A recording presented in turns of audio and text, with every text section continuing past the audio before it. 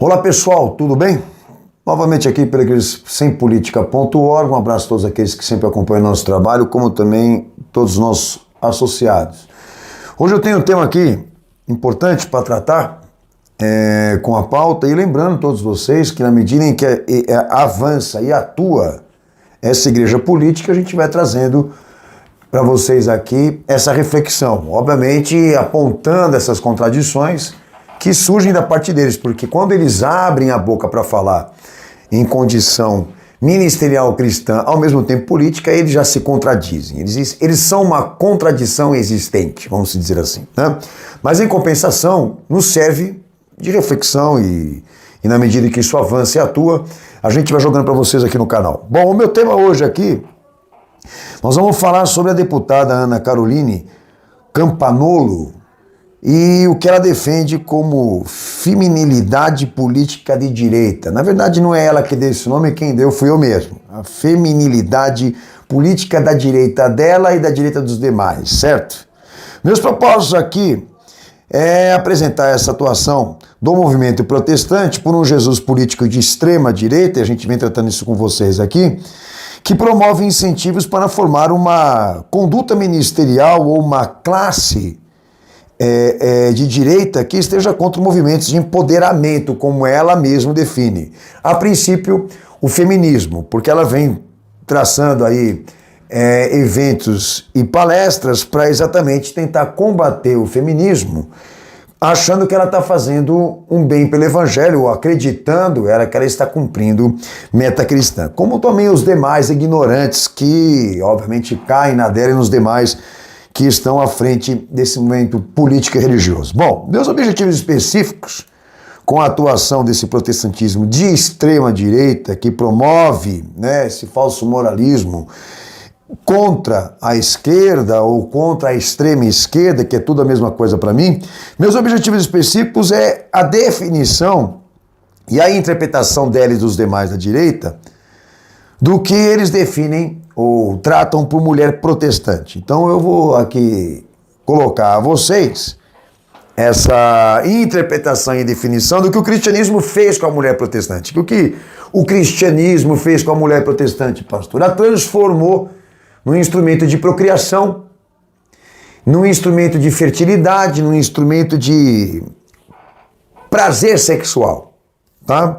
Aos seus maridos, vamos dizer assim. Então essa mulher que o protestantismo de direita construiu com o falso moralismo, que procria, que é fértil, que leva prazer sexual para o seu marido, ou até mesmo o santifica por causa disso, esta mulher protestante eles julgam ser superior à mulher da esquerda, aquela que quer ser igual ao homem e que tem também as suas deformidades, né?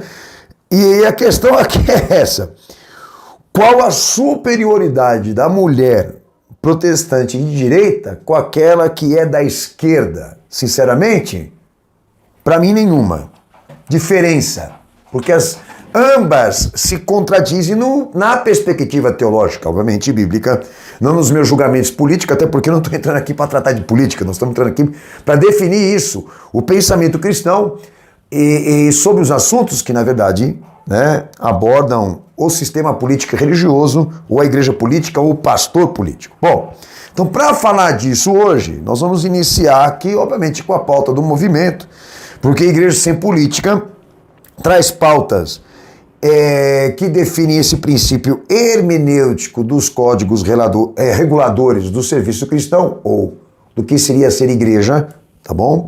E existem 3 princípios hermenêuticos básicos que nós defendemos para calar a boca de todos eles. A primeira, a identificação da autoridade teológica, que é uma prerrogativa messiânica e prescreve fé. O que vem do Messias já está definido e inalterável, ok? Não pode ser alterado por nenhum de nós, e é inalterável.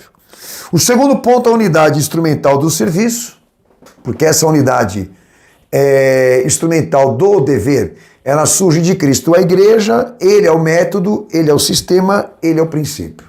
E independe das culturas, dos pensamentos e das ideias, tá? Então, ao mesmo tempo que Cristo representa essa autoridade teológica inicial e final, ele também proporciona a unidade instrumental daquilo que nós temos que ser organicamente e ministerialmente em vida. Ele é o princípio, ele é o método, ele é o sistema. Então, vamos buscar nele essa unidade.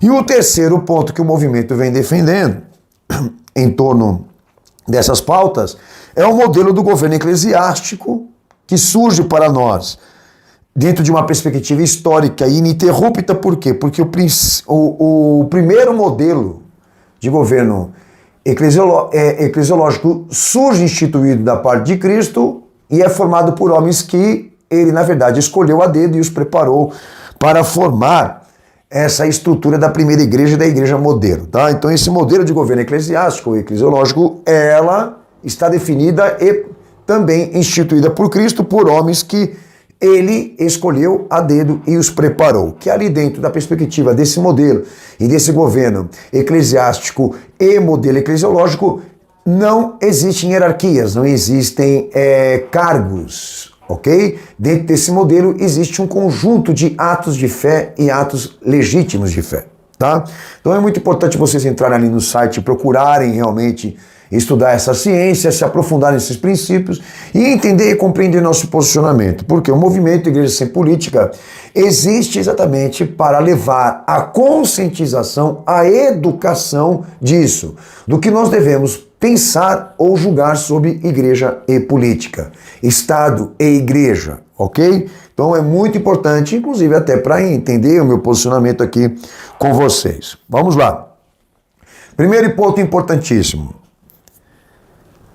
O que nós vamos tratar hoje aqui, na verdade, traduz nova ordem mundial. Existe um sistema político religioso formado por uma pirâmide institucional e hierárquica colossal, porque é infinita, que a ordem ela construiu e dividiu por ofícios e cumprimento de deveres. Eu venho tratando isso mais específico, mais detalhado, na verdade, em 10 minutos, na agenda de 2030, Igreja 2030. Para aqueles que querem se aprofundar mais, tem que passar por lá, para entender melhor isso. Mas existe um sistema político-religioso controlado por essa dinastia, por essa ordem mundial, feita de conselhos, ONGs, congressos, movimentos para-eclesiais, instituições, um braço corporativo desse poder com vários ramos de atividade que atingem a sociedade e controlam os ramos e os mais variados ramos, ok? Então esse braço corporativo de instituições que a ordem mundial ela gerou com essa capacidade de dar a emancipação e cumprir as etapas do domínio, ok? Existem duas vertentes que nós vamos tratar aqui dessas estruturas, ok? Quando este poder se divide na área política e religiosa. Por quê? Porque ali dentro dessas atividades internacionais dessa dinastia, existem protocolos de disciplinas do que a política e a religião devem cumprir. Então, quando as duas se misturam organizados por eles já definindo o que elas precisam fazer ou como devem atuar. Então, a religiosa agora, um ramo desse braço corporativo, ela é uma mistura de catolicismo, protestantismo e islamismo. Tudo foi criado por eles para atingir as finalidades. Na área política, já há um parecer de que existem 3 divisões políticas que eles controlam, que eles dominam. A aristocrata, moderna liberal, a radical democrata e a socialista, que aí entra a esquerda, o comunismo, o marxismo, seja como for. Então todas essas 3 classes, seja na religião, que é catolicismo, protestantismo e islamismo, e na política, que é a aristocrata, a democrata e a socialista, todas foram criadas por eles, ok? Estas 3 classes políticas é delas que saem à direita e à esquerda, que eles também controlam. Cada uma com as suas ideologias, cada uma com as suas finalidades, cada um com o seu ofício, do que devem cumprir como papel institucional, tá? Cada um cumpre a sua tarefa, mas todas estas tendências, sejam religiosas e políticas, todas elas são teatrais. Todas elas condicionam nova ordem mundial. Todas elas existem e estão no colo da ONU. Todas elas estão agendadas e compromissadas com a agenda de 2030. Então eu estou tratando isso lá no Verdade em 10 Minutos. Tá? Que ao mesmo tempo que aí vem a questão da ambiguidade, né? Ao mesmo tempo que elas se mostram rivais, que elas se mostram diferentes, elas não são nisso, no objetivo central, tá? Elas ideologicamente, elas se diferem, elas disputam, mas todas têm o mesmo objetivo: abrir as portas para a nova ordem mundial. Bom, a questão aqui é que, como não é o que eu vou tratar, não está na pauta e no tema de hoje, para decifrar e explicar melhor essa questão do sistema religioso que eu estou me referindo aqui, entra na Verdade em 10 Minutos, que lá eu tratei melhor, inclusive dei um vídeo solar só para tratar, me perdoem, das ideologias. A finalidade das ideologias na ordem mundial, o que eles querem com elas, o que eles alcançam por intermédio disso, tá bom? Bom, então nós temos um sistema político que todo ele é controlado por um único poder. Todo ele controlado por um único poder. Então nós vamos falar de uma parte deste poder, de uma parte desse sistema político-religioso, que é a moderna liberal, a aristocrata, aquela que é da direita ou até mesmo da extrema direita, que surge na perspectiva histórica e dentro já do cristianismo, tá? Como uma forma de governo eclesiástico. Por quê? Porque esse sistema político religioso de direita, quem ajudou realmente a construir as suas estruturas foi o calvinismo. Ok? Então esse calvinismo, essa reforma, essa proposta de reforma que quebrou ou anulou o poder da monarquia, assumiu à frente da terceira fase da maçonaria, que é a emancipação institucional, gerando uma estrutura institucional maçônica por intermédio de igrejas, que trariam ali um ministério cujo sentido de redenção é o sentido material.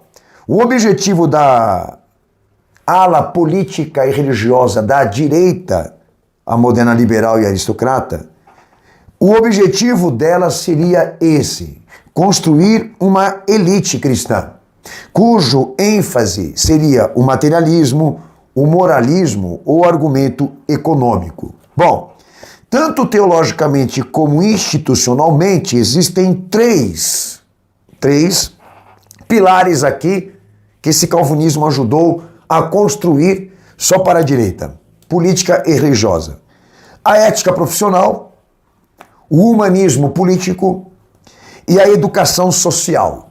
Aí nós vamos desdobrar esses argumentos teológicos institucionais que chegam para nós até hoje como iniciativa desse grupo, que cumpre o papel da direita, e aí vem para nós aqui a teologia da prosperidade, a valorização da família, a busca pela paz, a crença religiosa, o regime político dos valores, a vida profissional como argumento cristão, como ênfase das boas novas de Cristo, como boas novas da fé, a teologia do trabalho, que mais aqui?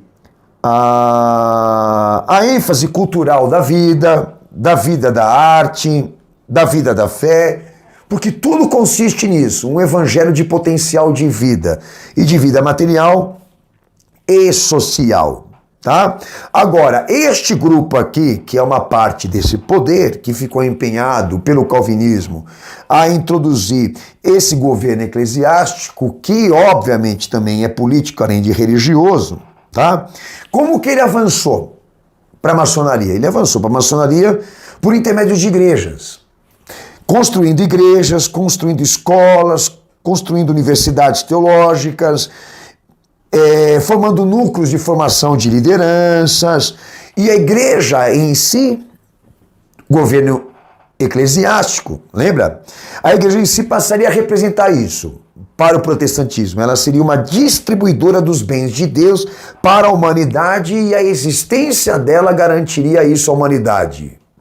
O equilíbrio das instituições, a perspectiva econômica e política, aquela coisa toda que agora a direita representa.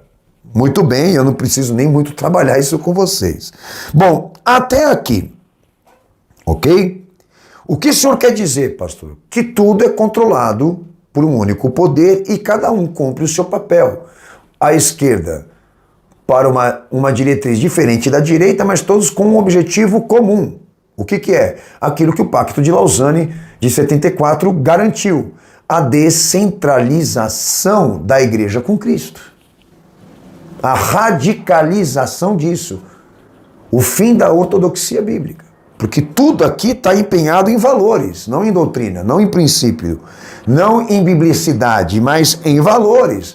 O objeto aqui é a virtude, não é Cristo, entende? A atração aqui, como eles atraem as pessoas da igreja, é enfatizando isso, valores.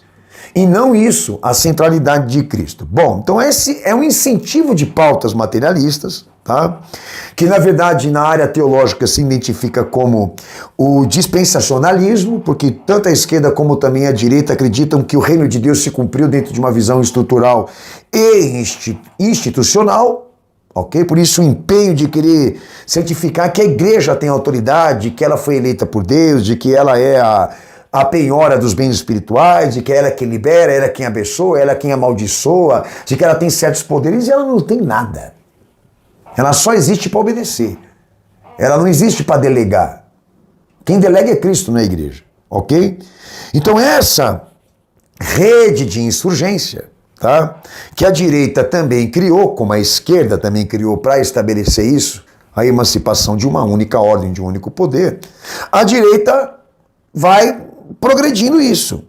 Deus instituindo governo civil, governo republicano, sociedade civil, que dentro dessas esferas Deus habita, Deus opera, Estado, família, igreja, cultura, escola, arte, lembra o Silas Malafaia? Que dentro dessas estruturas e modalidades Deus exerce a sua autoridade na vida, sua autoridade na sociedade, usando pessoas, e pessoas que não importa se são cristãs ou não, mas essa, né? Cobeligerância, não sei se é essa palavra que eles usam lá, ok? Cobeligerância. Não sei se é isso que eles usam a expressão, mas a visão disso, de que Deus atuando pela sociedade, pelo Estado e pela igreja, ele usa qualquer um e de qualquer forma, com ações revolucionárias. Aí vem aqueles pilares importantes que você também encontra na maçonaria. A moralidade, a ética, a institucionalidade, a intelectualidade. São pilares importantes, por isso que eu disse aqui. Então eles atraem o público da igreja pelos valores, pela virtude, sendo que o evangelho chama o homem a uma convicção disso, de que a vida, de que a doutrina é Cristo. Então a centralidade está em Cristo, não na virtude e nos valores. Então, mas é uma forma deles construírem o esquema, porque todos aqui estão dentro de um cenário teatral. Todos estão aqui jogando o jogo. Entendeu?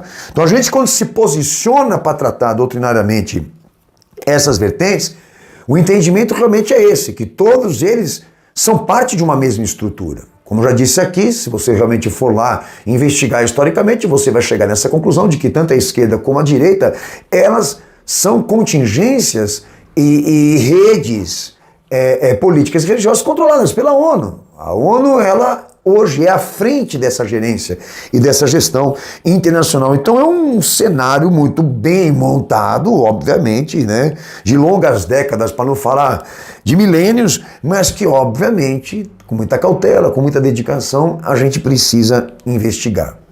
Ok? Então nós estamos falando de uma parte desse poder, desse sistema político e religioso, a moderna liberal aristocrata e de extrema direita, que se prontificou pelo calvinismo, instituir templos e igrejas que passariam a representar a distribuição dos bens de Deus para a humanidade, garantir o potencial de vida com a abertura de escolas, educação, igrejas, universidades teológicas e etc, etc, e dar aquele ar, né, de uma elite, de uma classe dominante, de uma classe estudada, intelectual, formada, capacitada, referencial, entendeu? Que hoje, obviamente, a direita evangélica continua progredindo nessa mesma esfera. Bom, tudo isso, por quê? Porque quando eu vou falar da deputada Ana Caroline Campanolo, ela que é presbiteriana e parece que também é assembleiana, e vem sendo muito requisitada, inclusive, pelas igrejas de direita, financiada pelo Silas Malafaia, a DEVEC, a Faculdade de Vitória em Cristo dele também, que inclusive tem o certificado do MEC. Olha só que interessante. O MEC é uma instituição globalista, que ela é uma instituição ligada à ONU e gerenciada pela ONU. Mas vejam só, essa deputada, ela vem se posicionando em fazer palestras, ir em igrejas e cumprir isso. O que é forte no calvinismo e no protestantismo que eu tratei aqui?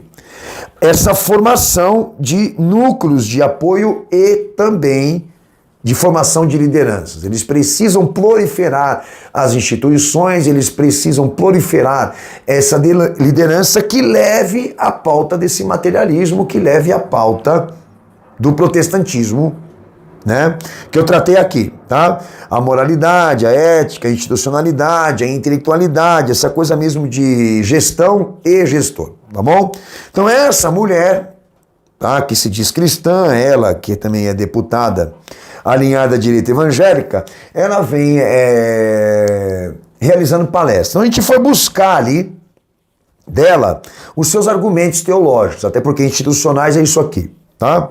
Além dela trazer a contradição de um Jesus político ou a concepção de um pastor político como perspectiva ministerial, porque dentro do messianismo de Jesus ela jamais conseguiria provar isso.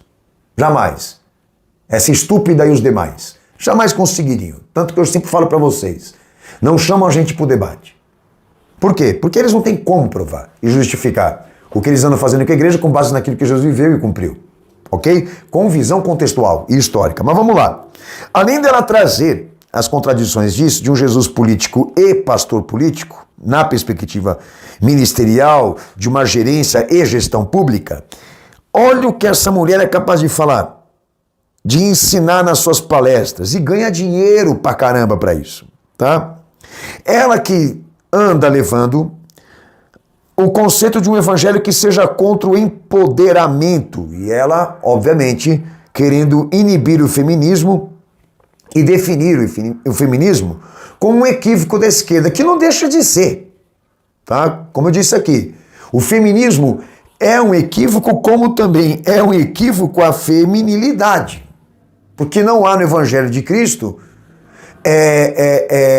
a centralidade disso, de definir que o homem seja maior que a mulher ou vice-versa no evangelho. Todos ali se salvam pela fé e pela crença nele, não existe ali diferença de um para o outro. Pode haver hierarquias e funções, mas não há diferença. Mas enfim, não quero entrar muito nessa questão, porque senão vai gerar polêmica para vocês. Mas em compensação, ela diz ser portadora de um evangelho da parte de Cristo, que seja contra o empoderamento das classes, para inibir o feminismo, por ser da direita, ok? E aí ela coloca no evangelho que ela acredita e no Jesus que ela conheceu, que eu não sei qual é, uma das importâncias desse evangelho. A primeira dela, família.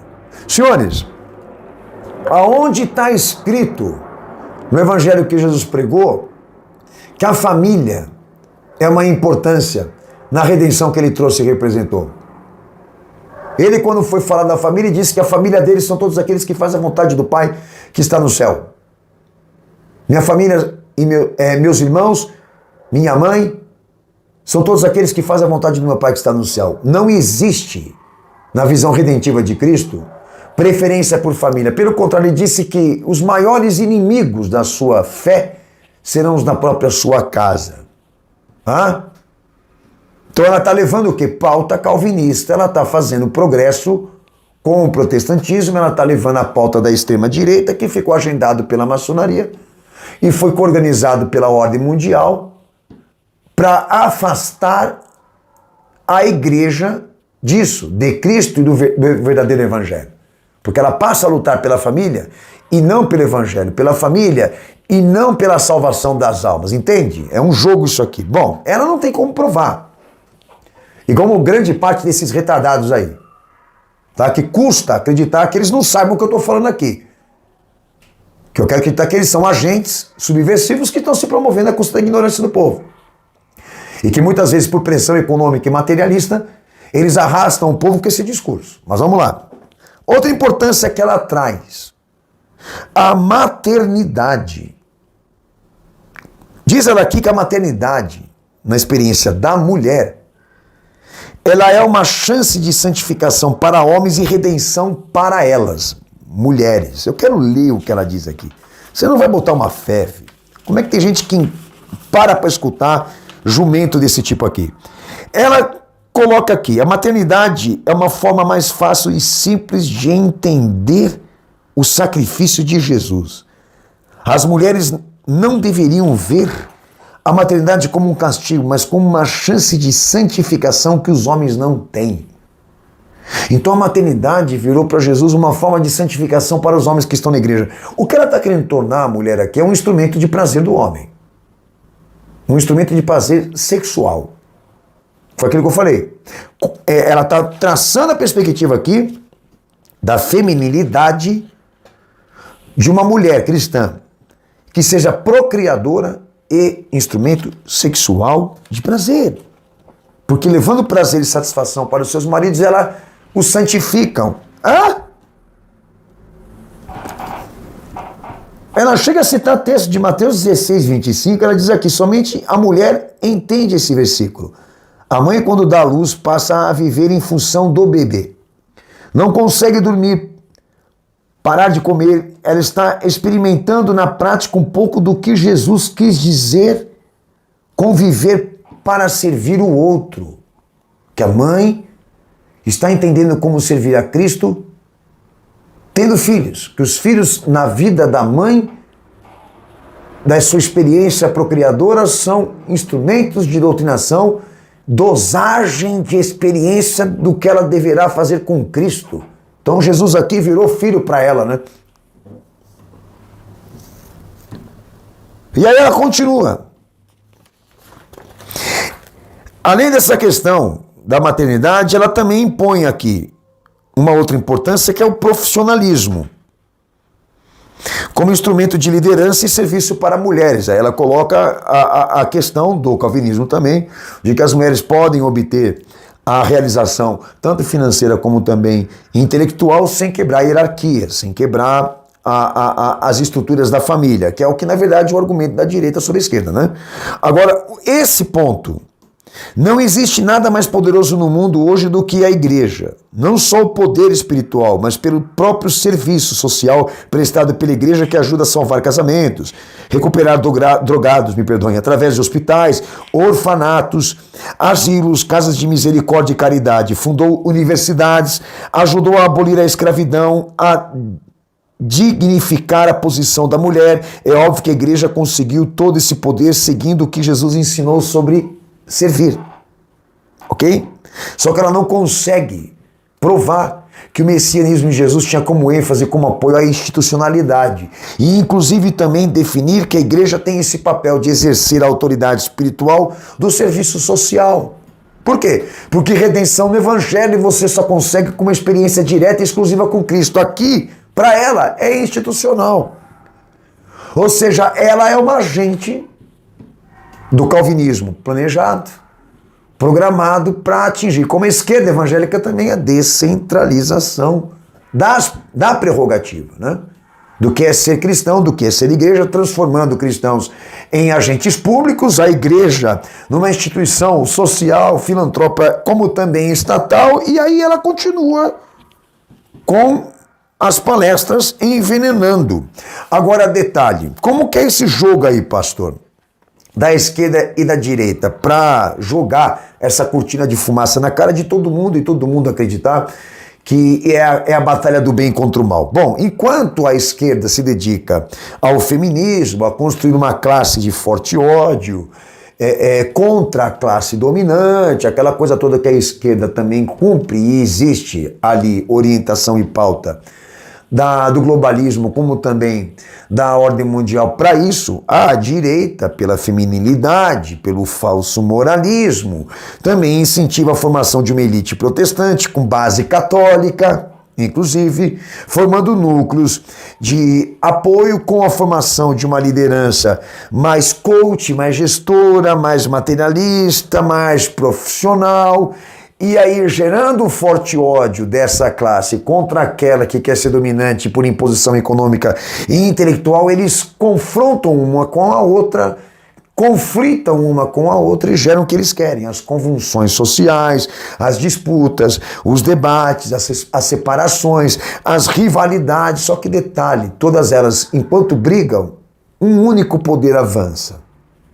Tá? E a soma da direita e da esquerda, você faz a conta histórica, só dá a ONU.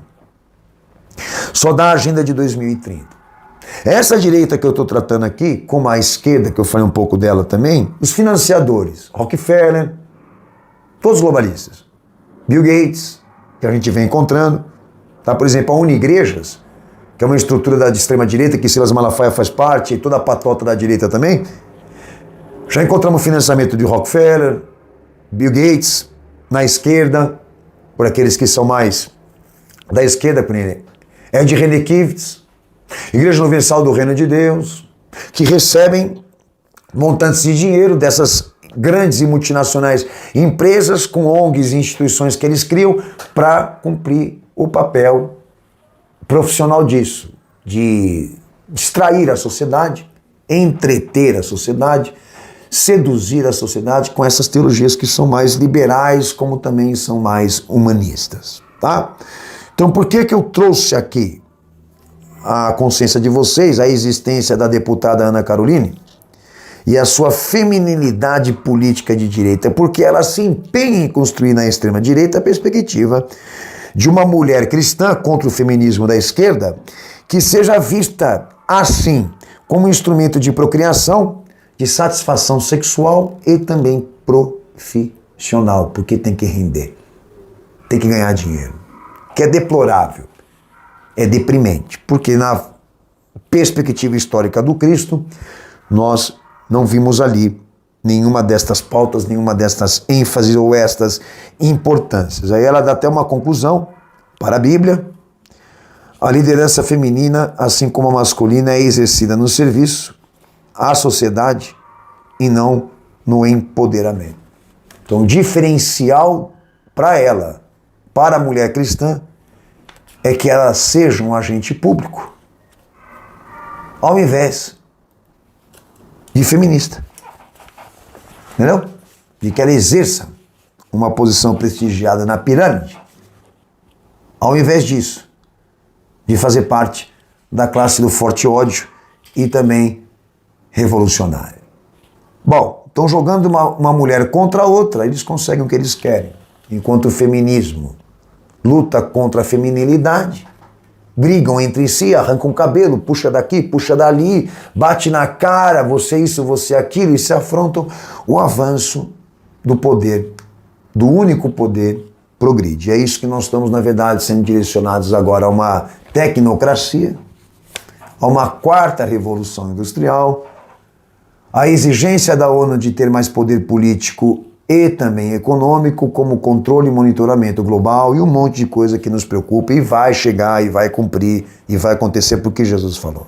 Tá? Então, enquanto esse pessoal está na igreja, formando um monte de imbecis, atraindo um monte de juventude, um monte de jovens, corrigindo aqui, para serem ambientais ou ambientalistas, para se transformarem em profissionais, em filósofos, em psicólogos e saírem por aí querendo reconstruir o mundo, transformar o mundo, a escatologia do novo mundo.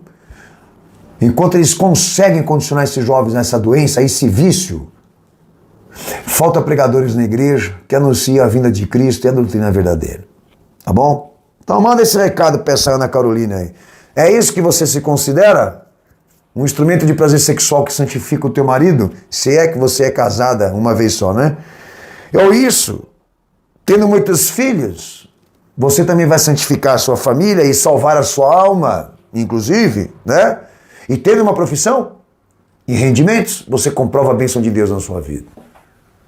O veneno que desgraçou a igreja. Senhores, essa era a minha tarefa com vocês aqui, trabalhar um pouco a atuação dessa escória, que eu defino escória, né? O submundo da teologia, mas espero no meu bom Jesus que todos tenham entendido e compreendido aqui a minha posição, porque o movimento segue defendendo as pautas hermenêuticas que regulam isso, que é ser cristão e ser igreja, com base naqueles três princípios que eu já mencionei e estão dispostos ali, como também expostos pelo nosso site, igrejasempolitica.org. Passa por lá, eduque a sua fé, faça a revisão, porque a coisa está feia. Um abraço, Deus abençoe todos vocês, espera no próximo tema, e lá pelo site mesmo você pode fazer suas denúncias, expor lá essa sujeira, tratar isso, pôr a sua opinião, trabalhar, e vamos meter o pé na porta e dar trabalho para esses caras, porque eles não podem ter essa liberdade para fazer da igreja o que eles querem. Um abraço, Deus abençoe todos vocês, vejo todos vocês no próximo vídeo. Deus abençoe.